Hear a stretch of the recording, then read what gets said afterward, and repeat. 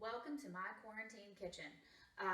This is brought to you from Jeanna's isolation station here in Connecticut. I've been asked over the years so many times by people to start a cooking channel, and I've always made excuses. There's never enough time. I don't know how. Whatever the excuses are, it doesn't matter now because I have nothing but time. And so here we are. If you are like me and cooking brings you joy, satisfaction, and relaxation, awesome. If you're not and it's something you do to keep your family alive and that's about it, that's fine too, because all the recipes that we're going to be doing over the next few weeks are going to require 30 minutes or less of prep time. And prep time just means that's the work that you're going to be doing in the kitchen. What we're making today is going to need to cook for about 2 hours or more, which is fine because if you're like me, I've been coming into the kitchen every 15 minutes for a snack, so that shouldn't be a problem.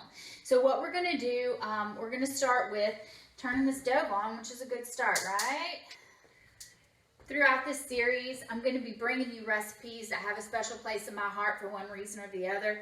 The first one's going to be my dad's spaghetti sauce, and the reason I'm bringing this one to you, I've never met anyone who didn't like it. I've been asked for this recipe hundreds of times. I am doing the recipe in half this time because I don't have the resources to go out and get more of what I would need. The good thing about the sauce is it's very versatile. So since we're in real time, I will start the recipe and then we can talk about it as I go. So the first thing we're going to use is 1/2 of a cup of olive oil. And I always try to use good quality olive oil because it can get bitter.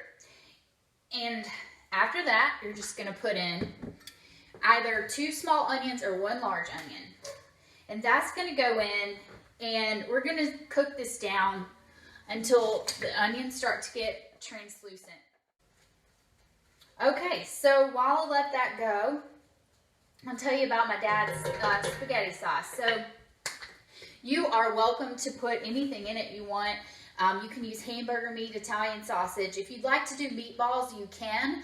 I don't eat pork, but I do make meatballs with pork Italian sausage. So I don't have access to that. Otherwise, I would cook that for my family, but we're not going to the grocery store. So let me tell you about it so that if by chance you have these items, you can make it. I use very lean ground beef.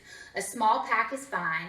And I use just a regular size pack of Italian sausage. Squeeze it out of the casing.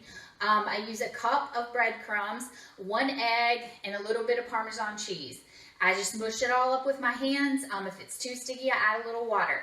Then I roll them into balls, and I do like to cook it down in the oven before I put it in the sauce. You can put them directly in the sauce, but all that fat, I would prefer for it to cook off in the oven, and it also makes the meatballs nice and brown and crispy. So if you don't want to dump all the meatballs in at once, you can have, you know, meatball sandwiches or something like that. So this sauce is a very robust sauce, but like I said, it's very versatile. So you can make a little bit ahead of time and put it in the freezer, and you can use it for lasagna. It's great for a pizza sauce.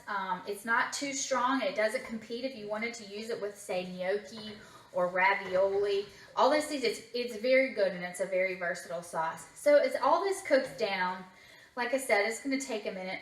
I do not put my garlic in with the onions because a lot of times the garlic will cook more quickly than the onions, and it burns and it gets a bitter flavor that I don't care for, and nobody likes bitter garlic. So I'm going to let these onions just cook down a little bit longer before I put the garlic in. I like to use fresh garlic cloves. Not that I'm a snob about it. Yes, I am. But I put the fresh garlic. It's 2 cloves of fresh garlic. And now that the onions are starting to get a little translucent, I'm just going to dump that in and let it roll. Along with the recipes, we're going to do some quarantinis or cocktails that would complement each meal. And not just because it's 5 o'clock somewhere, but because it's 5 o'clock practically all the time when you're locked at home. So I've got a sweet little surprise for you. At the end, we'll have a cocktail together. And I want this to feel like we're all just hanging out, drinking, cooking, having a good time together, since that's what I would be doing if I weren't locked in the house. Okay, so now we're going to use, this is 2 cans of tomato paste, and it does give it that nice, robust tomato flavor. I use a spatula so that I get out all the good stuff, and we're just going to dump that right in.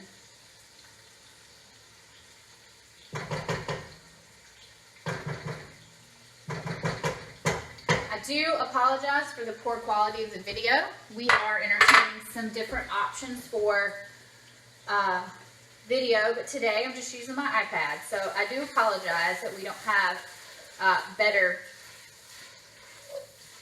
video and audio going on over here. I wish you guys could see and smell this.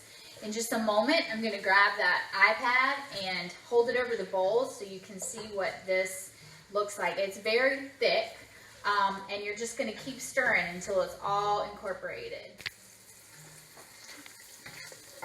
So as you can see, it's a very, very thick mixture. And you just keep stirring. Now I need to be certain that you guys aren't sitting in silent judgment of my gnarly fingernails who haven't seen a manicurist in 4 weeks. Don't judge, okay? Don't judge. All right, so the next thing that we want to do is add the rest of the tomato items. I use a variety. So we start with tomato puree. I particularly like this brand. You don't have to. You can use any tomato puree you want. So in it goes.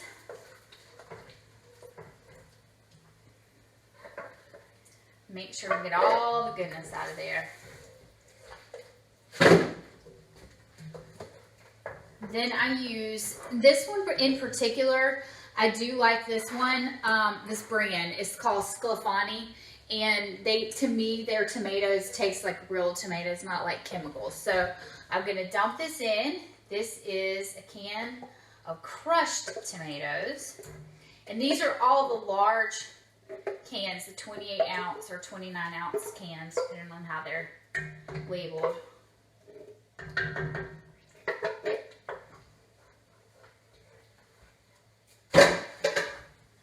Okay, now we're going to go with a small can of tomato sauce. Put that right in. Keep stirring, make sure that it's thick, so you don't want to let it burn on the bottom. And then for the kicker, I use this brand again, Sclafani. These are tomatoes that are packed with a little bit of basil, and they're whole tomatoes. So yeah, I'm gonna get my hands dirty here. Please wash your hands. Clearly, we know that that's a thing. And if you haven't been doing it up to this point, you're gross. So here we go. In with the tomatoes, I'm just gonna crush them by hand. And you don't have to do one at a time. Pardon if you're squeamish. But it does make for the best taste.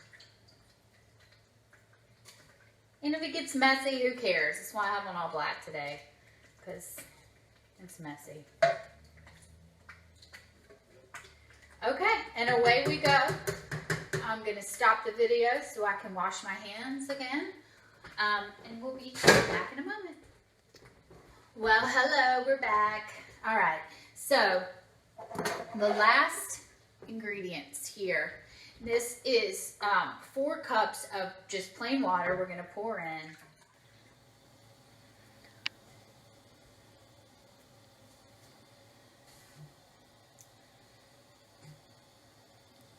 Do not judge the fingernails. You're supposed to be looking at the sauce.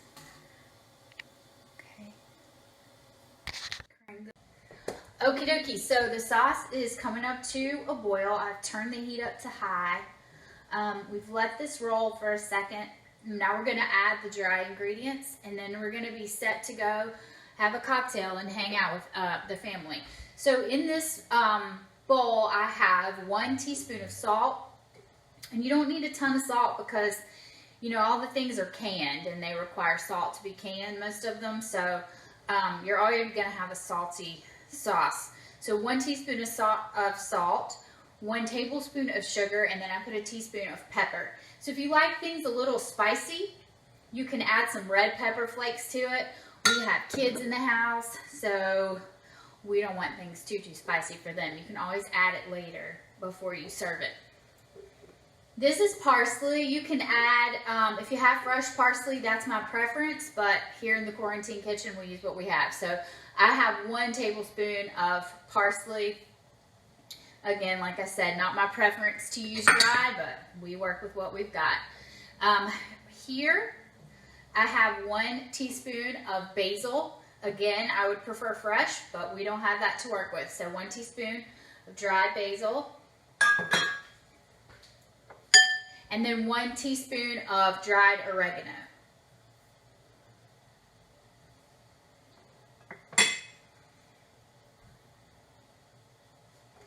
And guys, that is it and that is all. So, like I said, less than 30 minutes to get everything prepped and ready, and you've got your sauce that's going to slow cook all day. You've got nothing better to do than to come in here and grab a slice of bread or a cracker and dip it in throughout the day to check and see how the sauce is tasting.